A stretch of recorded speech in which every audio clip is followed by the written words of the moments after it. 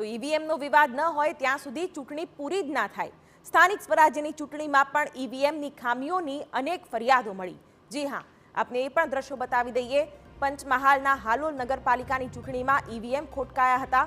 2 બૂથમાં ballot યુનિટમાં ખામી સર્જાતા તેને બદલવામાં આવ્યા અને અંદાજે 20 મિનિટના સમય બાદ પુનઃ મતદાન શરૂ કરાયું। બીજી તરફ દાહોદની ઝાલોદ પાલિકામાં પણ ઈવીએમ ખોટકાતા 1 કલાક સુધી મતદાનની પ્રક્રિયા વિલંબમાં પડી। ખેડામાં પણ ઈવીએમને લઈને સમસ્યા સર્જાઈ।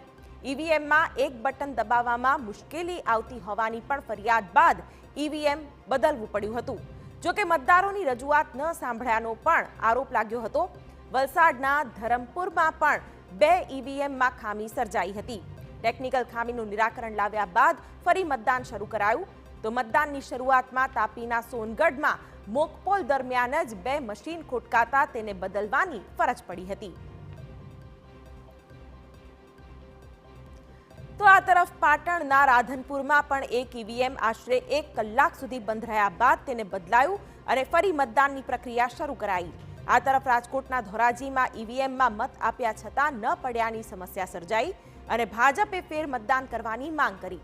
જેતપુરમાં દેસાઈવાડી વિસ્તારમાં પણ ઈવીએમ ખોટકાયું હતું અને 1 કલાક સુધી લોકોને ભીડમાં હાલાકીનો સામનો કરવો પડ્યો।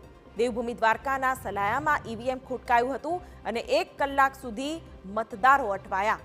સુરેન્દ્રનગરમાં થાન નગરપાલિકામાં પણ બૂથ બંધ કરવાની ફરજ પડી હતી।